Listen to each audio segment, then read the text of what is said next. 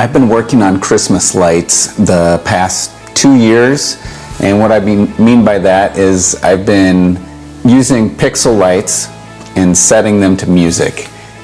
Using pixel lights in Christmas displays has started to really become popular, and it grabbed my attention, and I wanted to do some experimentation and see what I could do with pixel lights. I didn't change the display at all this past year, but this year I have big plans. I want to build some more props, and I want to show some video documentation of my project this year. So that's the reason I started this channel, and I thought other people might be interested in getting into this just as I was. There are a bunch of other good resources out there, but I just wanted to throw mine in the mix. And if you like it, go ahead and subscribe to my channel. So my checklist this year, in addition to making these videos, is I want to build some props to fill out the display a little bit more and make some of the effects make them pop a little bit more. I'll make a video on how to connect those props to a controller, how to create virtual models, and then at that point you bring them into the software where you're doing your sequences. I'll talk about how to navigate the software. And one other big thing that I'm going to try to do this year is I want to write and record my own winter/Christmas music for this year's display. I've amassed a collection of instruments and I've tried to learn some of them. So I'm going to try to write some music, record it, and then sequence my lights to it and see what happens. So I think that's pretty much it. I look forward to these videos. Let me show you some of the props that I've already done. Here's a little snippet of the show I did 2 years ago, and I put it up again this year.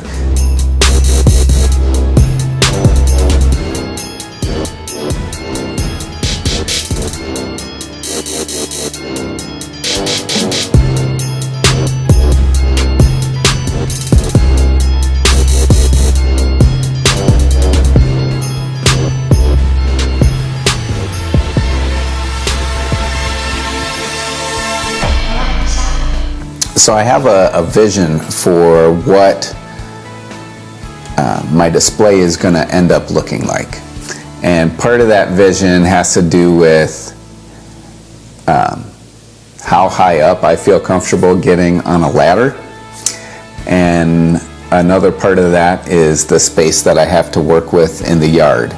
I wanted to go with something a little more planned, a little more organic, and set up a scene.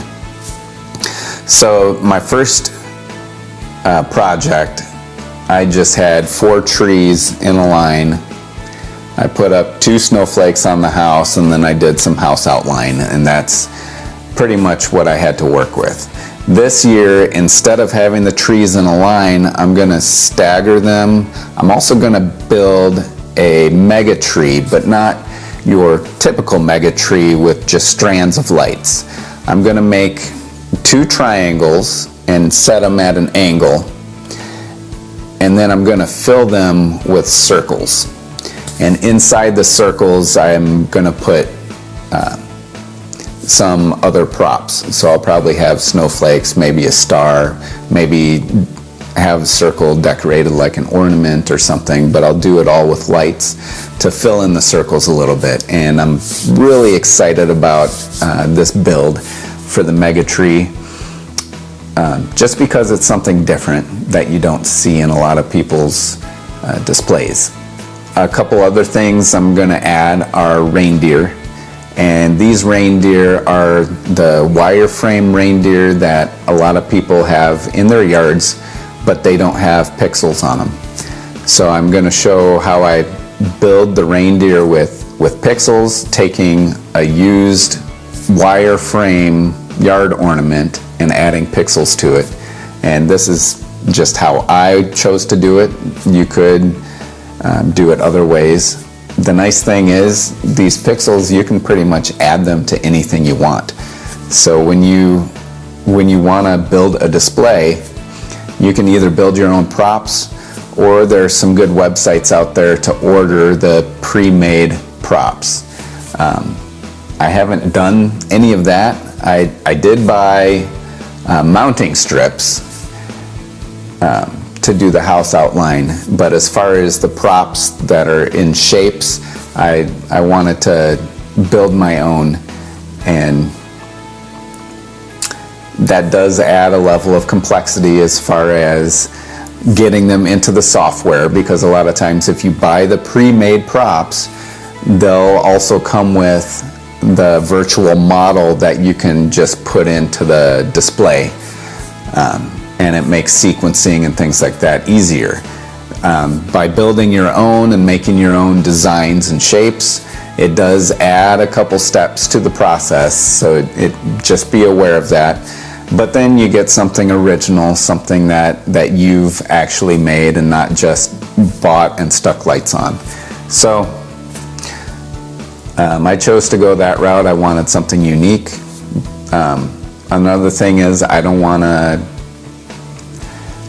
to make a massive display. I wanted to keep the number of lights at a reasonable level.